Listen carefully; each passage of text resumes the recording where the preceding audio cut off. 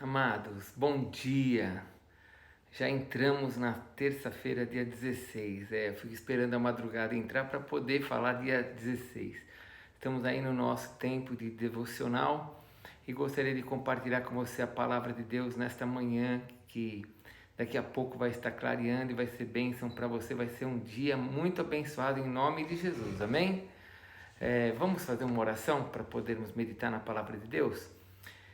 Pai, em nome de Jesus, eu peço que esse dia seja um dia abençoado na vida dos teus filhos e que toda luta, tudo aquilo que foi armado e preparado para o dia de hoje caia por terra.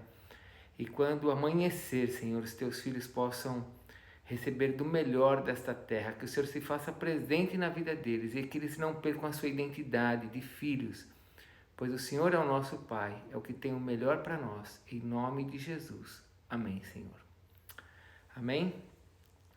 Que Deus te abençoe. Vou ler com vocês agora a palavra de Deus no livro de Marcos. Continuamos a palavra no livro de Marcos, capítulo 9, versículo 2. 6 dias depois tomou Jesus consigo Pedro, Tiago e João e levou-os só à parte a um alto monte.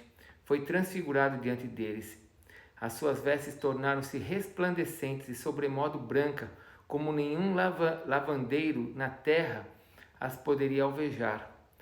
Apareceu-lhes Elias com Moisés e estavam falando com Jesus. Então Pedro, tomando a palavra, disse: Mestre, bom é estarmos aqui, e que façamos 3 tendas, uma será tua, outra de Moisés e outra para Elias. Pois não sabiam o que dizer, por estarem eles aterrados.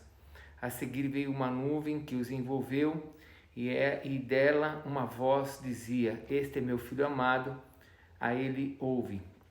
E de repente, olhando ao redor, a ninguém mais viram com ele senão Jesus.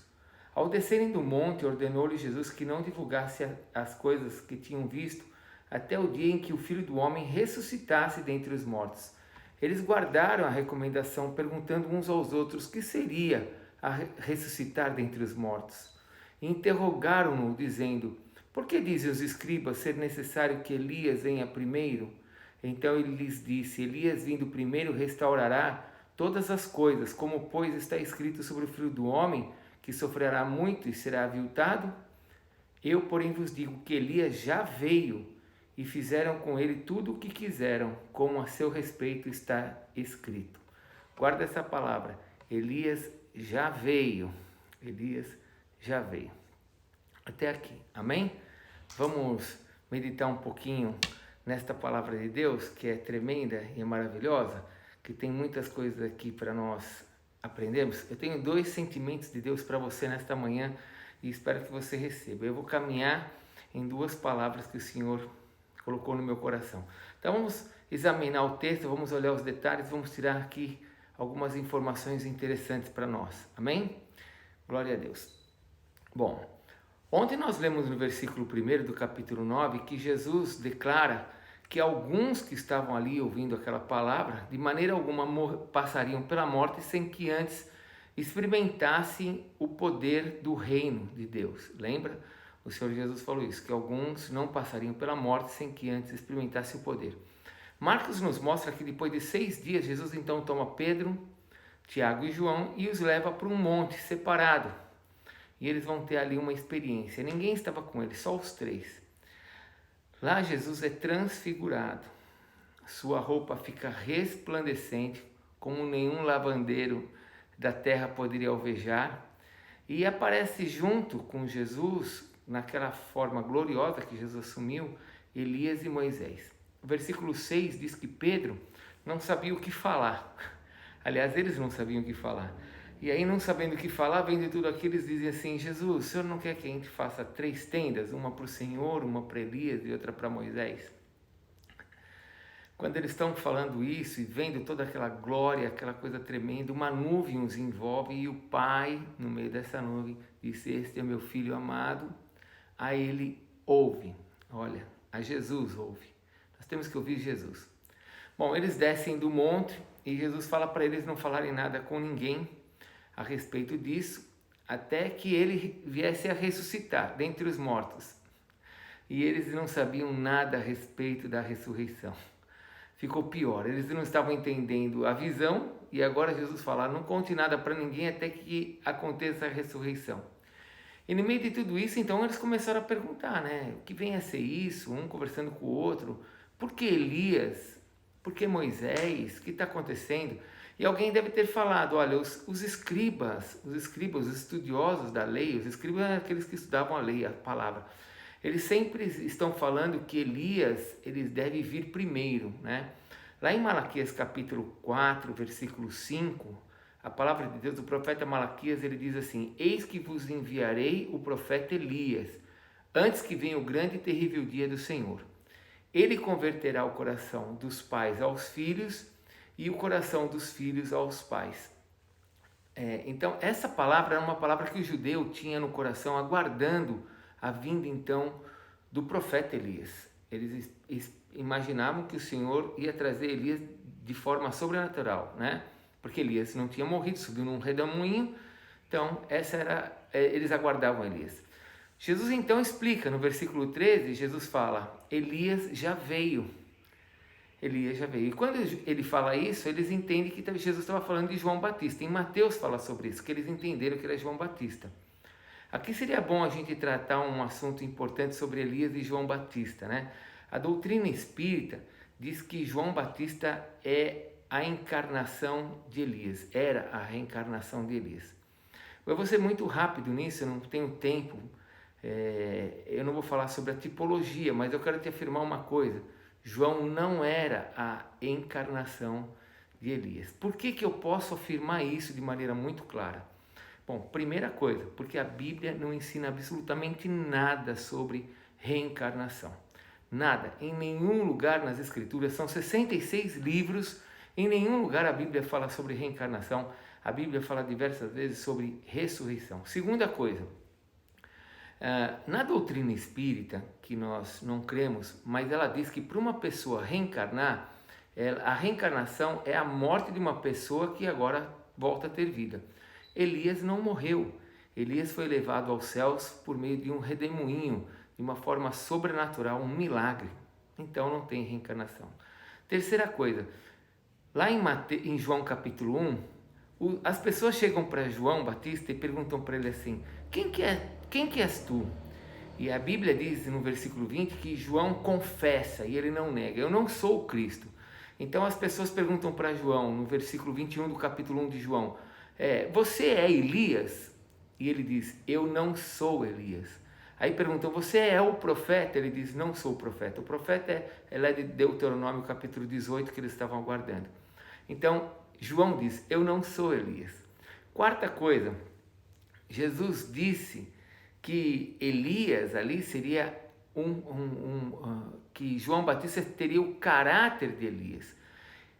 Em Lucas capítulo 1, quando Zacarias é o pai de João Batista, recebe a revelação de que João chegaria, o anjo diz assim para Zacarias, ele irá diante do Senhor no espírito e no poder de Elias e converterá o coração dos pais aos filhos.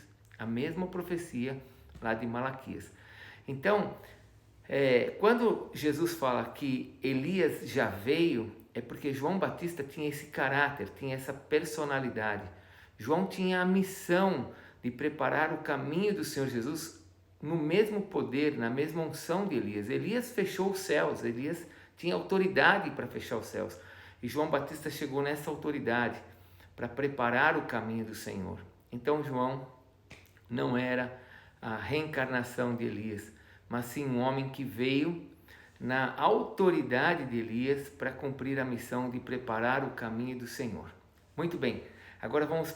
Olha, 9 minutos, estou indo rápido hoje.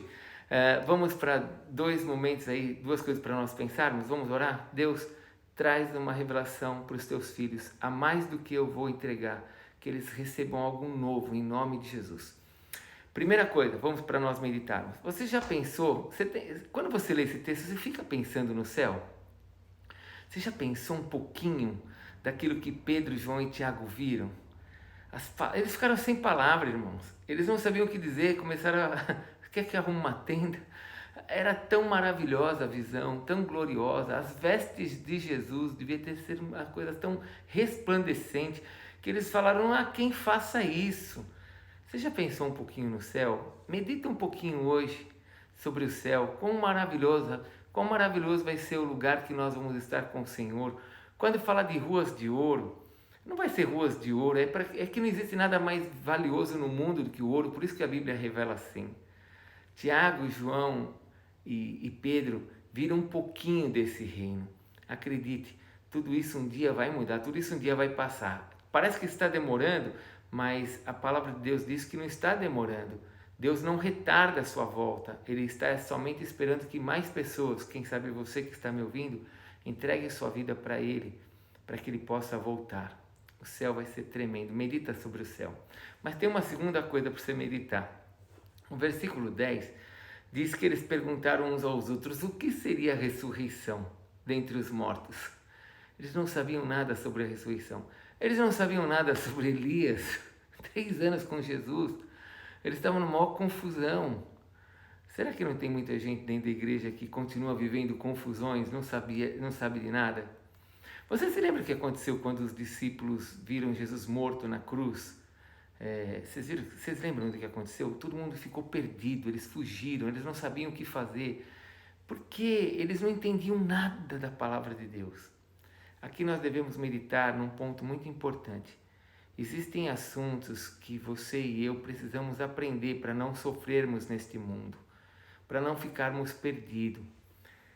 Tem muito filho de Deus que está perdido em coisas tão simples que a palavra revela, mas porque não conhece a palavra, porque não aprende a palavra, não avança, são roubados, acabam vivendo debaixo de sofrimento em coisas tão simples que o Senhor te ajudaria. Paulo diz que a nossa luta não é contra carne nem sangue, mas é contra principados e potestades, contra demônios. Não seria importante você aprender sobre isto, para que você tivesse mais unção? Os discípulos não entendiam sobre a ressurreição e sofreram depois por causa dessa falta de conhecimento. Será que você não deveria de aprender alguns assuntos importantes, como por exemplo, aprender a orar, a interceder, oração de petição, oração de guerra, orações de ações de graça, súplicas, jejum? Dentro desse assunto você viu eu falando um pouquinho sobre a doutrina espírita. Você percebe como é importante estudar a Bíblia? Quantas pessoas acreditam na reencarnação, sendo que a Bíblia não fala absolutamente nada de reencarnação? A Bíblia fala de céu, fala de inferno, coisa que a doutrina espírita nega. Não seria bom você aprender para não ficar perdido, para não ficar sofrendo? Tem pessoas que não sabem do amor de Deus, não seria bom aprender sobre isso? Eu vou encerrar, já passei 1 minuto de novo, tentando correr. Que Deus abençoe muito o seu dia, que você tenha um dia maravilhoso, que você possa pensar no céu hoje, em nome de Jesus, e que você possa pensar em como você pode investir na sua vida para você crescer mais, talvez fazendo o nosso seminário, o ITR, talvez estando numa conexão onde nós estudamos a Bíblia junto, ou estando mais presente nos cultos de quinta-feira, que são cultos de ensino. Faça alguma coisa, invista na sua vida para que você possa crescer, para que você não fique perdido na hora que as coisas ficarem difíceis diante de você, você tem uma resposta de Deus para você.